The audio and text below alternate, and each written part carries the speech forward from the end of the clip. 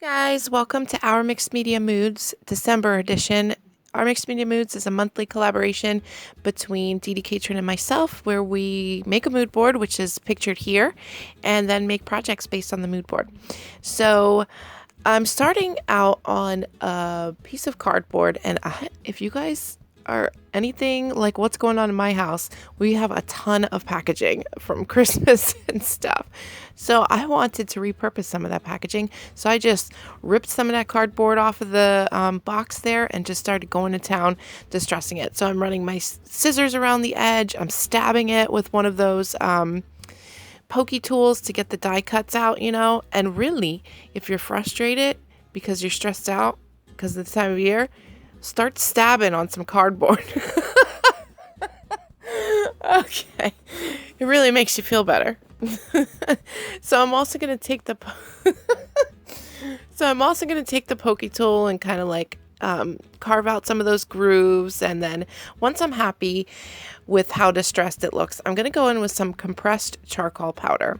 Now this stuff is just basically, like it says, powdered charcoal, and it is super dark and super messy, so I'm just going to sprinkle a little bit down and then rub my hand over it to move it around, and then I'm going to spray some water to also get it moving around. And also, when you spray the cardboard with water, like, it gets this delightful like distress, like it's never quite the same after it gets wet.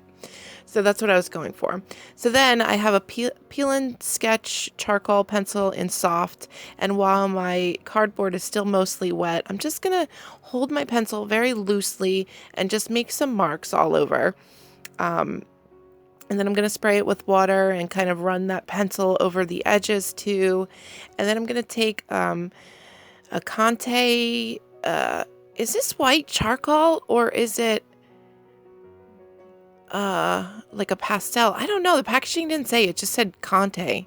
So I don't really know. So I'm making some marks. I'm making some tick marks there. And then I'm just going to completely dry my piece. And then I have some of these scraps here from when I made my junk journals, and I'm just going to stick some of these pieces down. I have an old math book text paper, shredded kind of piece of canvas, another book page, and I'm just going to apply that with some of my favorite liquid glue, which is the Collage Page matte, and apply a little bit to the little piece to the corner there. And then over on the right side here, I have strips of book page, and I'm taking the glue and I'm completely covering those pieces that are going to stick out from over the edge, because if I get mediums on it, I don't want it to like disintegrate, so I want to protect it. So that's why I made sure it was completely covered. And then I also have a little piece of a tea bag there. And then I'm going to take some super heavy gesso, which I don't know why I showed you the packaging to this, because this gesso is not what the packaging is. So it's actually the Blick super heavy gesso, or Blick gesso, which isn't labeled as super heavy, but it's really heavy. So I'm just going to go over my whole piece with the gesso, and I'm really going to concentrate that gesso and make sure that the lower left corner is completely covered, because my plan was to do an image transfer down there. Spoiler alert, it didn't go that great, but that was my plan. So I wanted to make sure I had it covered with the gesso so that it would be easier to get a good impression, or a good image transfer. So I'm just making sure I cover my edges as well with the gesso, and making sure it catches on all the places I want it to catch on. And then I'm going to go in with some Handmade Modern acrylic paint in the color Slate to get that delightful gray from the mood board. And I'm just going to add a ton of water to the paint, and then apply it to my page and really get it moving around with some water. I'm going to make sure I get the edges and just cover it pretty well with the gray paint.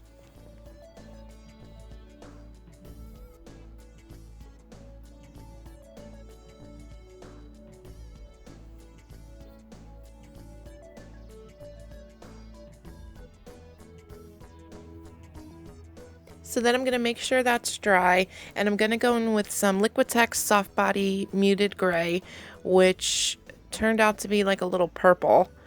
But I'm just going to apply a little bit of water to that, and then just like make some marks with my paintbrush, and just to get a little more interest on my piece there. And then I'm going to spray it with water, and that's when I realized it was really purple.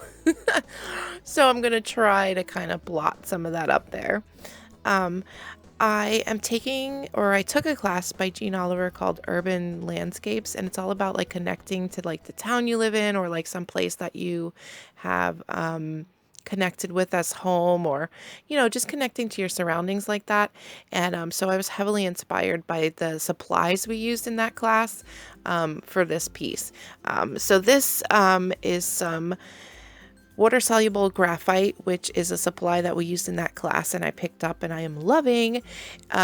So I'm just gonna do a little like asemic writing, just some scribbling. Actually, it's not asemic writing because it's actually like lyrics to a song. Some of it's just scribbles, but so I'm just gonna scribble all around the page with the graphite, and then it's water soluble, so I'm just gonna add a little bit of water with a really thin paintbrush to just activate some of it, but not like completely wash it out, just to darken up some of those areas. And then I'm just gonna add a little more scribbles here and there and add some more water till I'm happy with the way that it looks.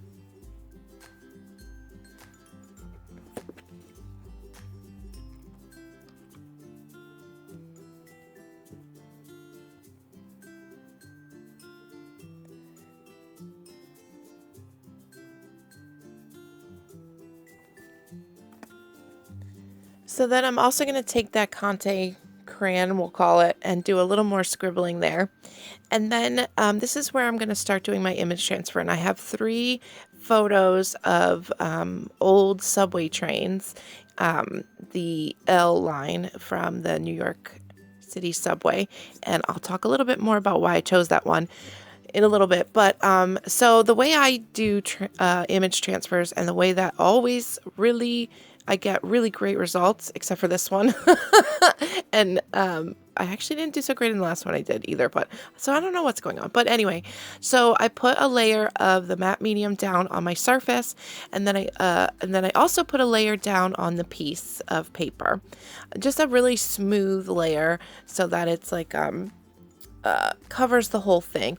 And then I'm going to put my paper face down, and this is just regular printer paper on an inkjet printer, and I've always had really good luck with image transfers in this way. I'm going to make sure that my paper comes in complete contact with all the points on my cardboard piece, but it's a little more difficult because there's grooves in it, so I'm just really taking my time to make sure that I work the paper and make sure that everything's touching. And then I give it a couple minutes and peel back the paper, and you can see that the image is gone from the paper. And I'm just going to carefully pull it back, and then some of that white paper is still left, so I'm going to spray it with some water and loosely run my finger over it to get that paper pulp off.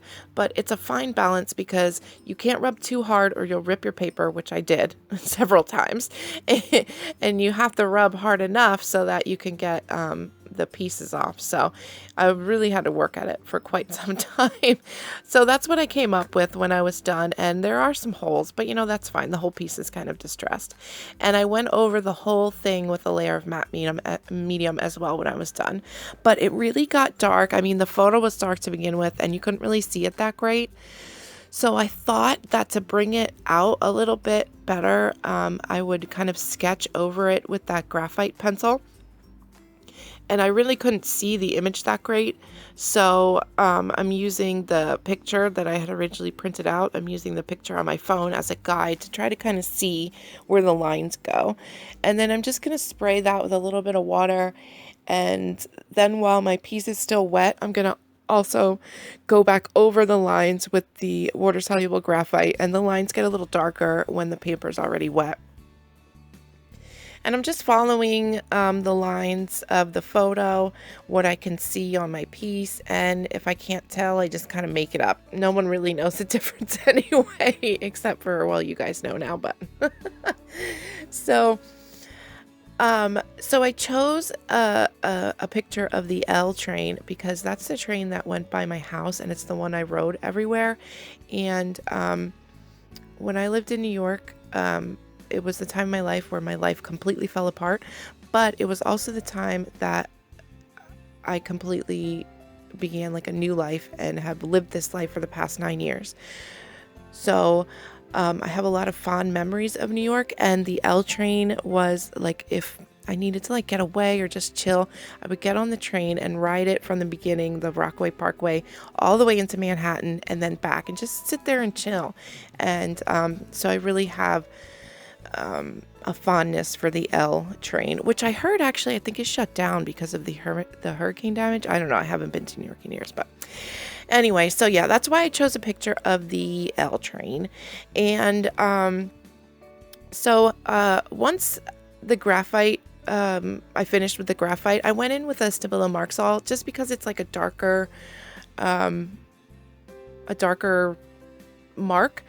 And I was happier with that. And then I'm also going to go back over with some of that white Conte crayon to add some of those scribbles back in.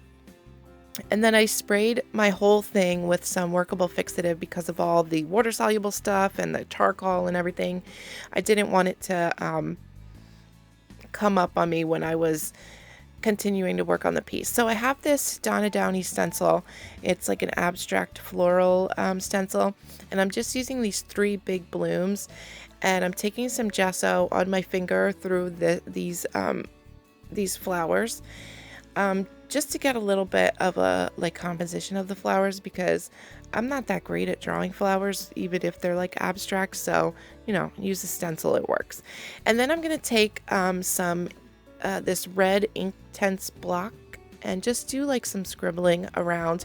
My gesso's dry now, by the way. So, and then I'm going to activate a little bit of that color with the paintbrush. Just to get it moving around a little bit, to blend out some of those scribbles a little. And these are supposed to look like poppies, like the poppies that are in the mood board, which is also really fitting for the symbolism in this piece. But and then also once that's dry, I'm going to go back in with some scribbles with the Inktense block again, and then back in with the graphite pencil, some real loose scribbles around. And then I'm taking the charcoal and gonna make some like bases to my flowers and some stems, and like make like really loose lines coming down over the subway car down to the bottom of the piece. And then I added some more of those scribbles back in because when I sprayed it with that workable fixative, the white kind of like faded away. So I just drew those back in, and then I thought it was done, but out of the corner of my eye, I saw the Tim Holtz clippings, and for some reason the word lonely popped out at me. It was in a sticker that said My Lonely Heart or something. So I just chopped out the word lonely, and I'm gonna stick it over where the letter L is on the train there, and kind of distress it a little bit with the charcoal. And then once the glue is dry, I'm just gonna do some loose sketches with the graphite over that.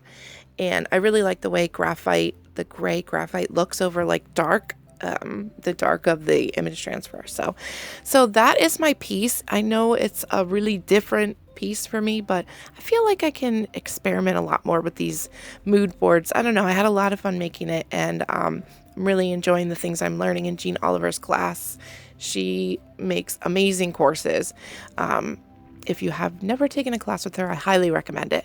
So yeah, these are the still photos, and thank you so much for watching, and be sure to watch DeeDee's video. Her project, the photo of it is coming up, an amazing project as always from DeeDee, and her video will be linked in the description box below.